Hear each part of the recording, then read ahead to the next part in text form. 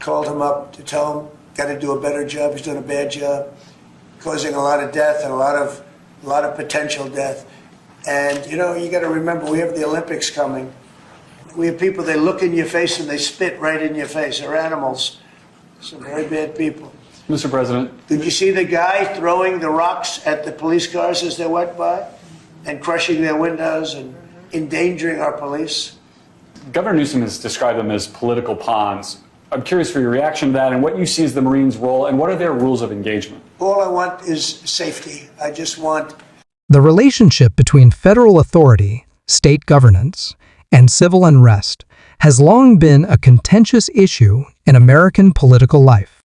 This tension was brought sharply into focus during the protests and riots that erupted across the United States in the wake of high-profile incidents of police violence, most notably following the death of George Floyd in May 2020. Against this volatile backdrop, then-President Donald Trump took a highly controversial stance, advocating for and authorizing the deployment of federal forces, including the National Guard, and, in some instances, active-duty military personnel such as the United States Marines to quell the unrest. Maybe they shouldn't be governor. And Mr. President, when is the last time you spoke with Governor Newsom? A day ago. Called him up to tell him, got to do a better job. He's doing a bad job, causing a lot of death and a lot of potential death.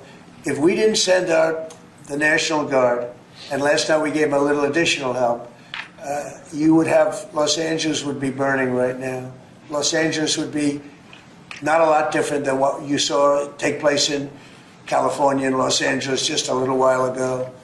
And, you know, you got to remember, we have the Olympics coming. And we don't want people looking at Los Angeles like it was, like it would have been. It would have been bad. Last night they had total control. If we didn't have the military in there, the National Guard, and then we also sent in some Marines, we had some bad people. We have people, they look in your face and they spit right in your face. They're animals. And these are paid insurrectionists. These are paid troublemakers. They're agitators. They're paid. Do you think somebody walks up to a curb and starts hammering pieces out, has all the equipment necessary, and starts handing it out to people to use as a weapon? These are paid insurrectionists or agitators or troublemakers. You can call it whatever you want. And we ended it, and we have in custody some very bad people. Some very bad people.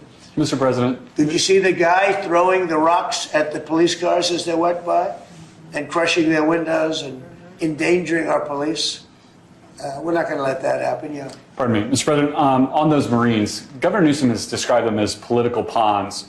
I'm curious for your reaction to that and what you see as the Marines' role and what are their rules of engagement? All I want is safety. I just want a safe area. We have, Los Angeles was under siege until we got there.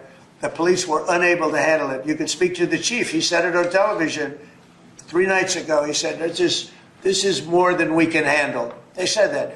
And the LA police, I know a lot of the police in LA, they're great people, but they're given instructions not to do this, not to do that. But in this case, they were trying their best. They were not able to handle it. It was out of control. When we got there, and you have to remember, I've been here before, and I went right by every rule, and I waited for governors to say, send in the National Guard. They wouldn't do it. They wouldn't do it, and they just wouldn't do it. It kept going on and on, got worse and worse. And in Minneapolis, that city was burning down 7 days, and I said, I don't care. The governor, who's a governor that just happened to be running for vice president, a total, you talk about an incompetent governor, he's an incompetent person. That he was picked, well, I was actually very happy he was picked for other reasons. But this guy wouldn't call the National Guard. And we ultimately just sent in the National Guard. We stopped it. But that was after 7 days. And I said to myself, if that stuff happens again, we've got to make faster decisions because they don't want to do it. The radical left, it's usually radical left, and it's usually governors that are Democrat, and they don't want to call them in. They don't want to save lives. They don't want to save property. They don't want to call them in. I don't know what it is. We sent them in, not early, we sent them in late as far as I'm concerned. But big problems, as you know, 3 nights ago, big problems were ensuing. If we didn't send in the National Guard quickly, Right now, Los Angeles would be burning to the ground. The Marines is, a lot of people think, an escalatory step.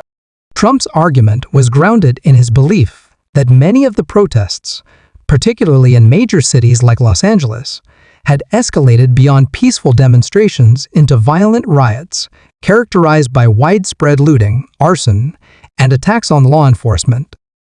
He asserted that local law enforcement agencies were outnumbered and overwhelmed, and that Democratic state governors were either unwilling or politically hesitant to restore order. Trump painted a picture of organized chaos, claiming that many of those involved in the violence were not grassroots protesters, but paid agitators, insurrectionists intent on destabilizing American society. However, the decision to deploy military forces on American soil was met with fierce criticism from multiple fronts. Critics argued that using military personnel in domestic situations, particularly against American citizens, risked violating constitutional protections, eroding civil liberties, and escalating tensions rather than calming them. Furthermore, the claim that protesters were largely composed of paid agitators was widely challenged and seen by many as an attempt to delegitimize genuine public outrage over systemic issues such as racial injustice and police brutality.